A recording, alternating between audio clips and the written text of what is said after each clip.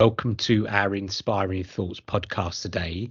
We're really lucky to have Nicole Valens with us, who's the owner of Mind Matters Hypnotherapy. So, Nicole, it's great to have you on board today.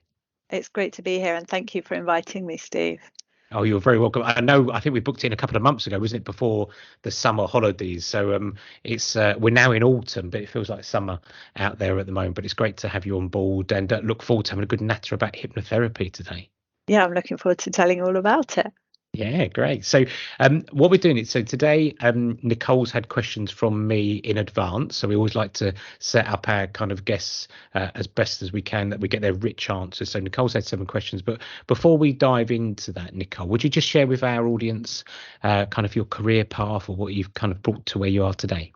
Yeah, absolutely. So my background is in social work. I've been a social worker for about 15 years, and I spent a good 10 years of that in mental health. So I worked in a psychiatric hospital for a long period of time, working with people with complex and enduring mental health problems and specialising in personality disorder. So I learned a lot about mental health and psychology there. And developed a real interest and a passion for it. And then I decided I wanted to go more into the one-to-one therapy. So I trained as a psychotherapeutic counsellor. And the first year of that training course was in hypnotherapy, which I knew nothing about when I started at all. And thought, well, that'll be a useful tool. Yeah. Did that first year and absolutely loved how powerful hypnotherapy is, how useful it is, and that great way of working with people. So after I qualified as a counsellor, I set up private practice as a hypnotherapist, and I've been doing that for 10 years now, working with people, specialising in stress and anxiety, but treating all sorts of different things. And then I kind of had a think about hypnotherapy, and really I want to promote how beneficial it is to people. And I know that not everyone has access to private therapy, and not everyone has the time or the inclination to have therapy. So I developed audio downloads, self-hypnosis downloads, which can work really effectively. So people can access these, listen to them whenever they want to in their own time. And it's it's a much more cost-effective way of doing it, and works around people's work and family commitments.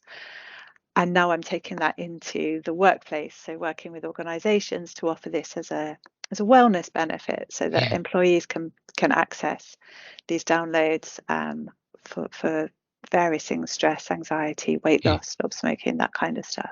So that's where I am at the moment.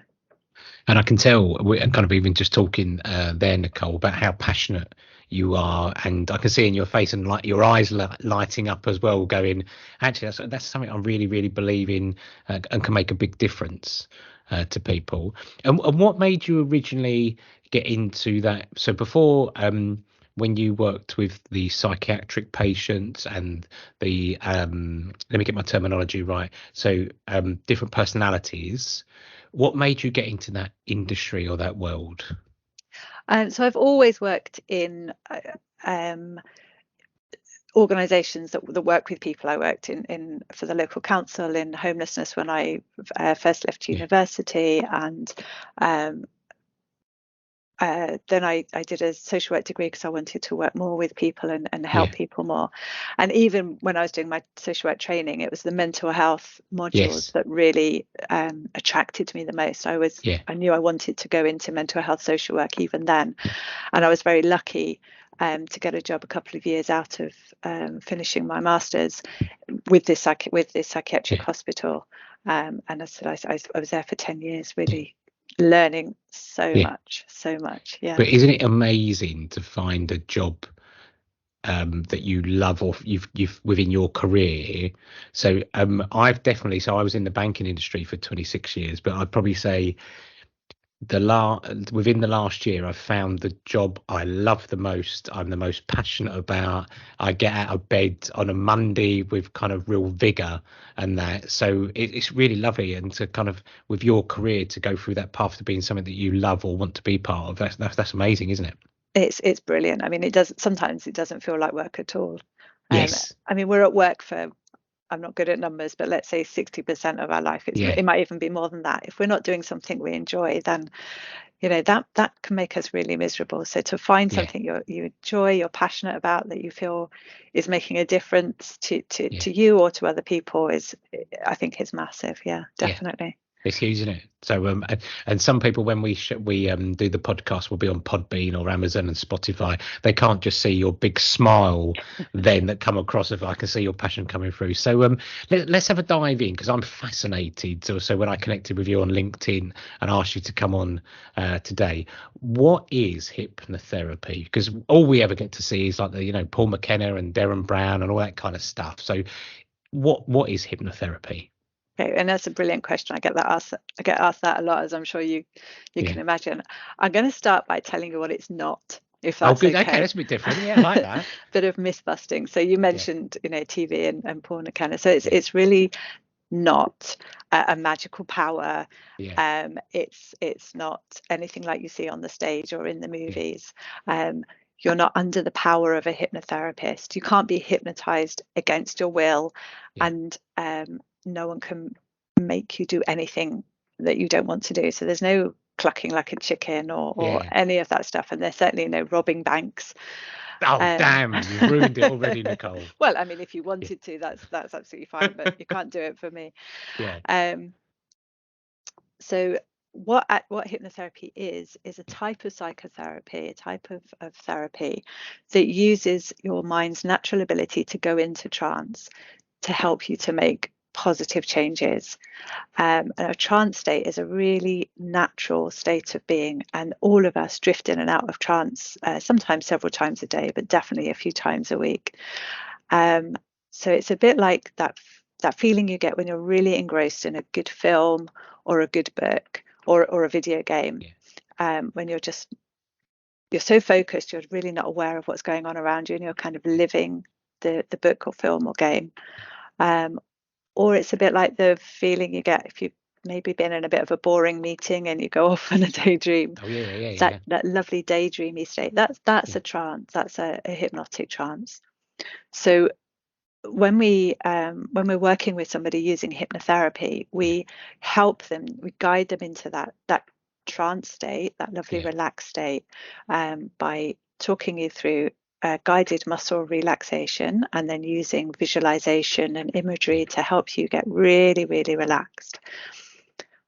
And then when you're in that lovely relaxed state, what happens is your conscious mind, your kind of yeah, critical mind is quietened down, and they've actually done brain scans to show this happening. So the conscious mind is quietened down and the yeah, subconscious is much more active, yeah, and your subconscious is then receptive to positive suggestions, ideas, um, thought patterns. yeah, So uh, when I meet with somebody and find out what their goals are and what yeah, they want to change, once they're lovely and relaxed, and I can make positive suggestions and talk to their subconscious, which always sounds a little bit woo-woo, but that's what yeah, we do, yeah, to make changes in the brain, which will then come yeah, out in your conscious life.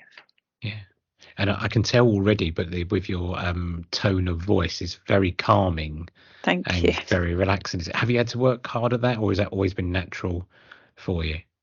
A combination. I think I've always been softly spoken, and people Yeah. have always, when I was younger, always telling me to speak up. Oh, But I've really? finally found I finally found the right profession where I Yes. can speak softly. But Yeah. yeah, you kind of you learn and you develop Yeah.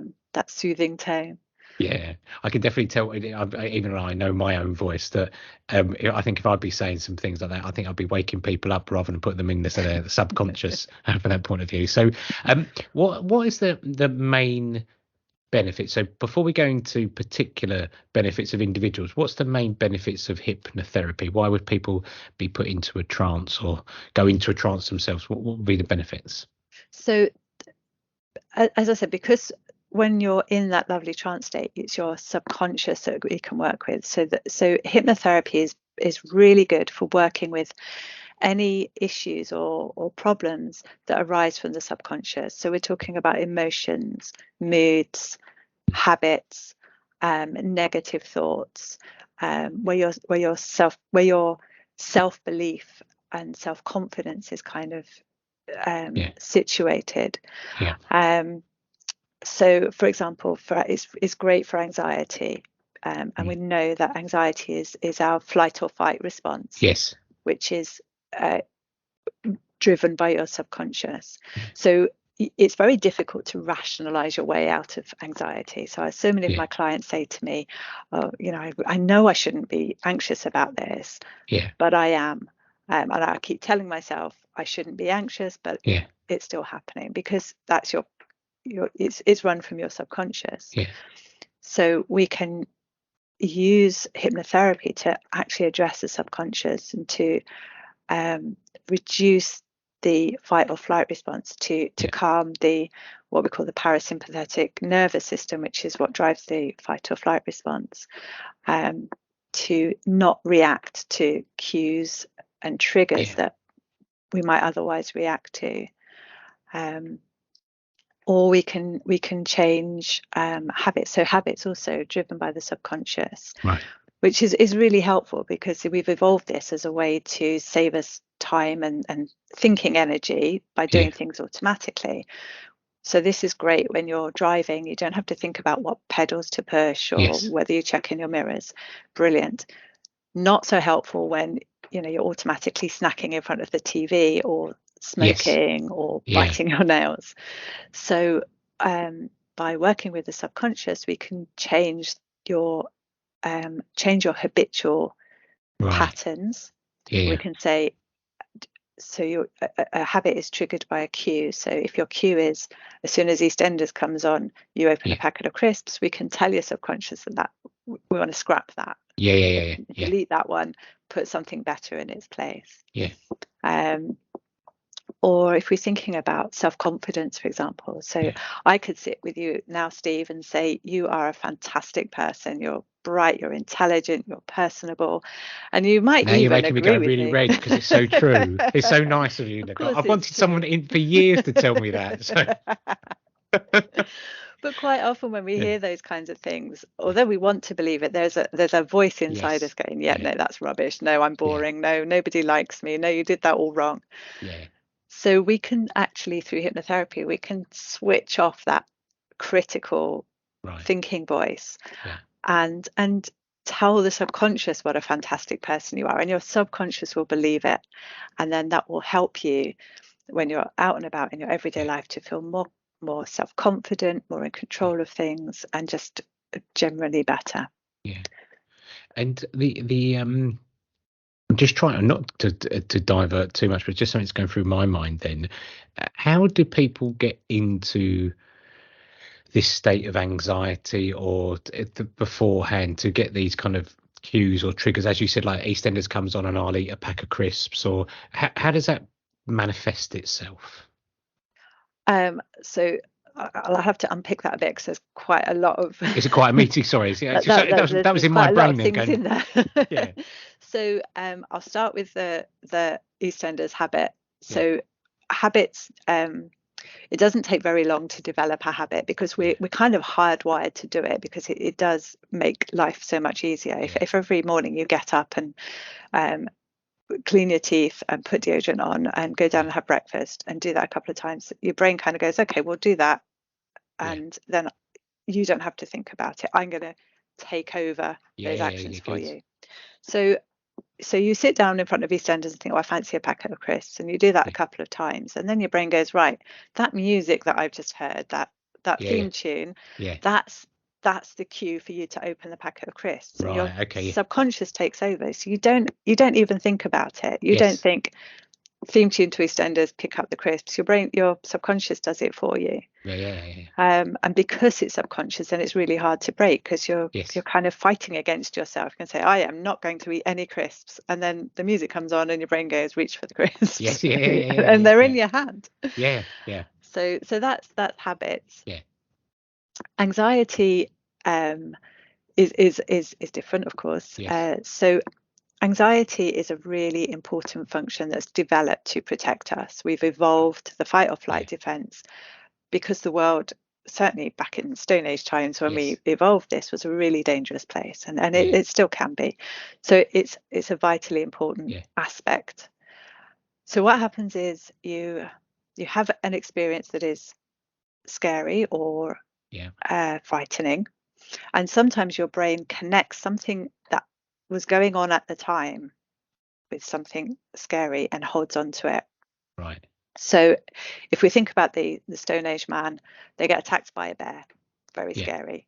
So from then on, the subconscious thinks any bears are scary, run away from them. Yes, yeah. But not only bears, anything clawy or teethy or furry. So you might see a branch that looks a bit like a tooth or a claw, and immediately that will trigger that fight or flight, and you'll run away. And it might be that you run away a bit and then you look back and go, okay, no bear, but it's much better to be away from the danger and think about it afterwards. So your brain cuts off any kind of thinking. It doesn't want you to sit there going, I don't know if that's a bear, it might be a bear, it might be a tree, I'm not sure. Run away, we'll deal with it later. And the more times your anxiety gets triggered by a claw, the more scared you are of anything that resembles a claw or sounds like a claw. So it builds upon it. It builds and builds. Exactly. So it's quite difficult to kind of unwind that. It takes a little bit more work. But it's possible. And we don't want to get rid of anxiety altogether because we need it to protect us. But what people develop is anxiety of things that are inappropriate, or just a general heightened hypervigilance, anxious of everything, and we want to kind of reduce that down, help them feel calmer, more in control, and able to kind of assess what is dangerous and what is not. It's a bit like the smoke alarm in your kitchen that goes off every time you put the toaster on. You want it to go off when there's a fire, but you don't want it to be so sensitive that you can't make sausages. So so that's kind of what I tell you what, you get the gold star for me bombarding you with the questions then and going, hang on a minute, let me just unpick this, because that's made perfect sense to me. I was like, actually that's really good, because you can see it being built upon, but then other triggers that pull you in. So give an example. I have a phobia of snakes, and it goes back from a childhood. My mum moved the sheets and I thought it was a snake in the bed. Right. So from that point of view, so even we were on holiday a couple of years back and I saw a stick and I was like, it's a snake, quick. And it's one of those ones that I was just reliving when you were talking. I was like, I connect anything that looks a bit or could be, is that it just heightens. It triggers it. Triggers it. So if you came to me, Steve, and said, I've got this horrible phobia of snakes, I want you to help me. What we would do with that is we'd get you into that lovely relaxed state and really calm and relaxed, and then I'd get you to visualize that memory, that first memory of a snake, and it would reprocess that memory for you, so that instead of it being in your subconscious where it's triggering the fight or flight, we're going to put it into your normal part of your memory where you can retrieve it if you want to, but it won't actually trigger the fight or flight. Oh, you might have sold me there, Nicole, because it's just only when I was like, because it was many years ago. We went to, I think it was it was something to do with either the Queen's Jubilee or there was something. There was a Queen's party, and someone come along and said, "Oh, I've brought a couple of snakes with me," and people kept saying to me, "Go in there, conquer your fear, your phobia," and I went, what are you living on? Where are you? And the thing is, I could feel my sweat pouring off me. And that for me was not to conquer a phobia, to go and put yourself in a room of that kind of thing. So I think it's you might have sold me, Nicole, to try and help me out finally with a deep rooted phobia. So I love working with phobias. It's really satisfying. It's very effective. And you do it in such a nice way. You're like pulling me in. I was like, oh, okay, Nicole, I've got it. So how does hypnotherapy then really support well-being? So if we took people's well-being, and how does it really bring it together for people? So hypnotherapy can support your mental, your physical, and your emotional well-being. So we started, and I was talking about working with emotions, so anxiety, depression, stress, those kinds of things. So hypnotherapy is really effective for helping to improve mood disorders. So if you think about your emotional well-being, that's really, really good there. We can also use hypnotherapy to manage pain. So it's great for helping to reduce symptoms of pain. Yeah, because pain is, although you feel pain in different parts of your body, the pain is actually a signal in your brain. So your for example, if you cut your arm sends a signal to your brain to say damage is here, and we feel that as pain. Again, really useful. But if you have pain, like chronic pain syndromes or backache or arthritis, fibromyalgia, that kind of thing, there's nothing that we can do. There's no cure. There's no damage that we can repair, but we keep getting the pain signal. So we can work using hypnotherapy to tell the brain to just stop sending us the pain signal. Really, really effective. Yeah, really effective. So that's a really great way of using hypnotherapy to improve well-being, because when you're in pain, it affects everything, doesn't it? It affects your whole life. Hypnotherapy is great for promoting sleep. So sleep is a really important aspect of well-being. So hypnotherapy itself is incredibly relaxing. So you spend an hour just relaxing, which is great. My clients always tell me how great they feel after a session. They feel very relaxed and refreshed, which in itself is good for well-being. But that promotes good sleep. But we can also use positive suggestions to help people overcome insomnia, improve their night's sleep, and get better sleep. Because that's the bit that I see when I speak to people. Sometimes they go, I've not slept well. Now, I'm a good sleeper, so as soon as my head hits the pillow, then I'm out for. You're lucky. I'm very lucky. People say to me, and I go, well, I probably have got a guilty conscience, so it's just one of those ones. But I've always been very, very lucky. But the amount of people that I've not, people say about, I've looked at sleeping and stuff, but I don't hear many people saying I've spoken to anyone about hypnotherapy about sleeping. So I think that's a really good point, that may be a hidden gem, isn't it? Absolutely. Yeah, it can be really helpful. Yeah. And of course, the other side of or another aspect of well-being is our physical well-being. So hypnotherapy, lots of people know hypnotherapy can help you to stop smoking, can help with eating a healthier diet, being more motivated to exercise, that side of things as well. Yeah, really good, really good. And what would your clients, what are the main benefits you see? And I probably cross over to like the question 5 as well. What's the difference that you've seen in your clients? And not to break confidentiality, because that's key, but what difference have you seen people go out, or difference you've seen in them over a period of time? So most of my clients come to me for anxiety or self-confidence. That's the biggest issues that I'm asked to treat. And what I see time and time again is people come to me really, really anxious, not able to live their lives fully, feeling constrained. And after a few weeks of treatment, they feel relaxed, they feel confident, they're able to go out and do things, they're having better relationships with their friends and family, they're getting on better at work, or taking more risks with their own businesses, all of that kind of stuff. So all the things that anxiety holds us back from, or lack of self-confidence holds us back from, people are feeling able to do.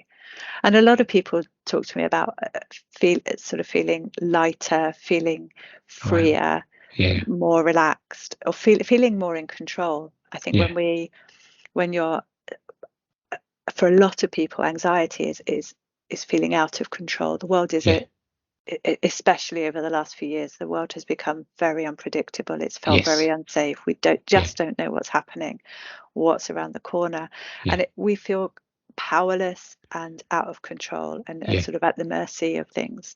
So giving people those tools to feel more in control, to be able to control their emotions, to feel that we don't know what's going to happen, but we can deal with it when it does, that I think is the biggest benefit. And I really like the bit of we don't know when it's going to happen, but how we deal with it, rather Exactly. than it's utopia, there's never going to be any problems. Because It's that's not how do you, realistic. that's not real life, is it? And that's what we come Exactly. across in our line of work, that people say, oh, our company's brilliant, there's never any issues, or there's no, and you go, that's not the real world. So You know, you have conflict daily and disagreements or changes of kind of that, but it's then how you cope and deal with that and how you face into it, which yeah, is amazing, isn't it? yeah, yeah. Yeah, And on a more prosaic example, so I have people come to me say, I've taken my driving lesson 10 times, driving test 10 times, and I yeah. keep failing because I'm so nervous. And then coming back after a couple of weeks of treatment, having passed their Oh, driving wow. test, which is amazing. Yeah, it is, Yeah, isn't it? yeah, But it's, especially if they've got to that bit of they're telling their conscious mind, I'm not very good at this.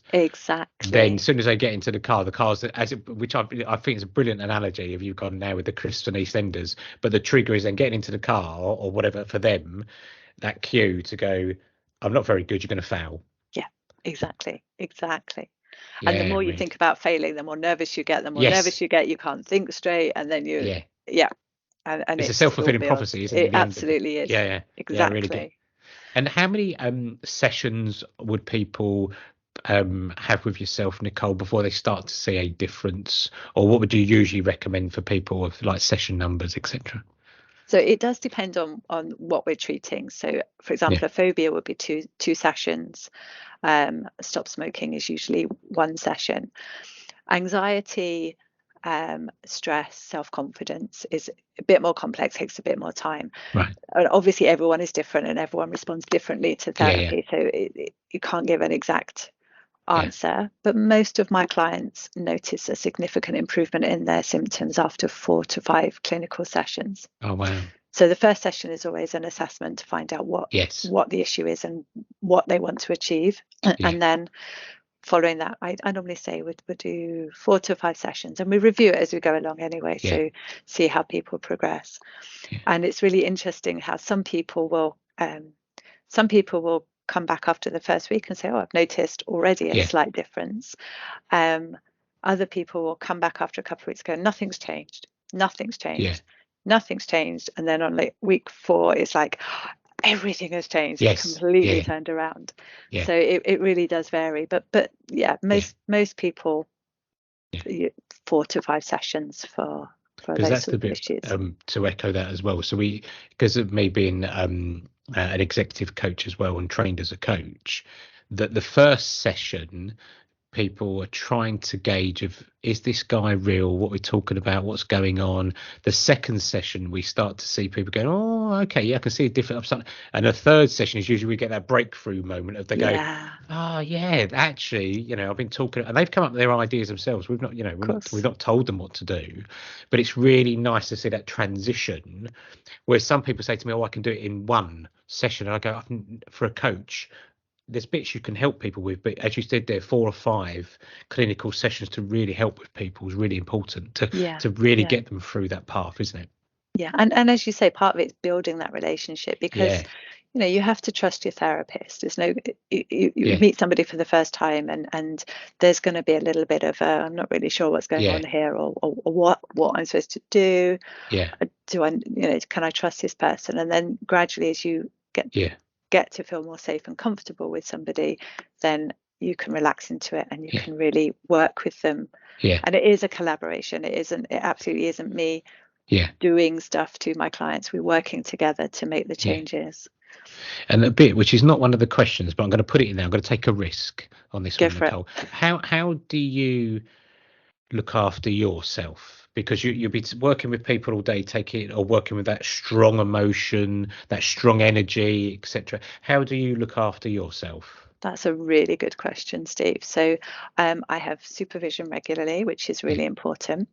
But I make sure I do regular exercise. yeah, I have good family and friends to support me, not to talk about my work, but just yeah, to kind of spend time with and yeah, make sure I take regular breaks away. And I've learned, I mean, as a social worker, you do learn to be really boundaried and to leave work at work. so that's good, isn't it? It's really important. Yeah, Yeah. yeah. And how have you helped yourself setting that boundary of leaving work at work? Because and not in the same line of work as I know when I first started in the bank as a leader, a line manager, I'll be working till 11 o'clock at night. I'll be like, I've got to do this because if I don't, the bank will fall apart. Or it won't. Yeah. How did you set those boundaries, or what triggered you to go, right, I need to get those boundaries in place? How did that work for you? I think it probably evolved naturally, because when I first started work, when I first qualified, I had young children. So I didn't really have much, I had to do my work in my work time, and the rest of the time was devoted to looking Yeah. after the That's kids good. and doing all that kind Yeah, of stuff. So I learned very, very, very early on yeah, that you need to do that. What I do now is I have working, when I'm working from home, I have one room in the house, which is the work room, and then I yeah, can walk out of there and close the door and leave it in there. I mean, yeah. we're all guilty of checking emails at night and Yes, yeah, scrolling through LinkedIn, yeah, um, and partly because I love what I do.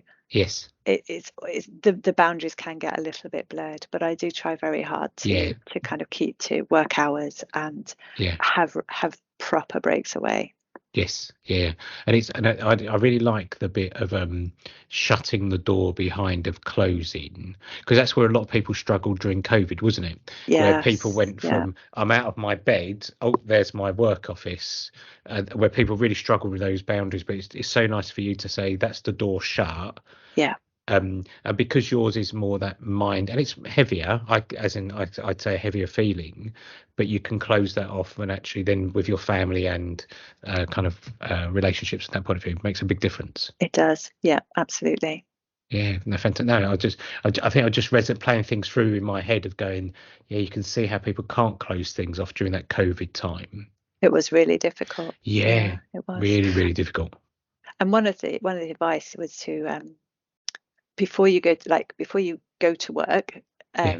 to go outside and walk around just for a few minutes and come back in as if you were doing your commute, and then do the Ah, same yeah, at the yeah. end of the day. So it gave you that full Yes. stop, that Yeah. separation, even if you were back to the same building or even the Yeah. same room, but it just, in your mind, you're leaving and you're coming in. Yeah, yeah. Is that something that? Yeah, yeah, definitely. No, I agree. And Nicole, how would people get to talk to you, connect with you? What's the best way that people can kind of speak to you?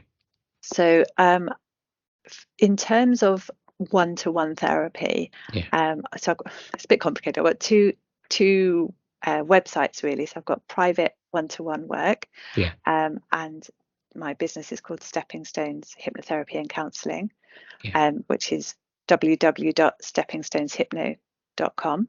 yeah, Um, but in terms of workplace well-being and corporate, so if yeah, you're interested in um, having me come and talk to you, to yeah, your organization, or to have access to the hypno downloads, yeah, then that is Mind Matters Hypnotherapy. And the website for that is www.mindmattershypno.co.uk. Or you can give me a call on 07905 288 046, or email Nicole at mindmattershypno.co.uk. And I'm always happy to talk yeah. about hypnotherapy. Yeah. And it's when we connected and that we come backwards and forwards and chatting, and it was also good, like you managing boundaries with me saying like, I can't do then because of summer holidays, can we get together after the summer holidays and that kind of. So it kind of says that you live and breathe what you talk about managing boundaries and kind of that kind of work. But managing two websites and two bits of business is It's a juggling act. yes, I was going to say, yeah, Yeah, it's putting the different heads on and going, which one am I now, or which one yeah, am I doing today? a little bit, but Yeah. yeah. And One day I'll rationalize it, but I haven't. So I love doing hypnotherapy, and I'm I'm good at what I do, but the technology side of things is a real massive learning curve for me. yeah. So I'm really trying to get to grips with all of that. Oh, good on you, though. But if we were brilliant at everything, the world wouldn't be how it is it? So it's good to learn and True. good to challenge, isn't it? I think it's really good. And what would you say? We get asked a lot about what people's own personal development is for the year, or what they're working on, or personal. Is there anything that you're working on personally for the year in 2023?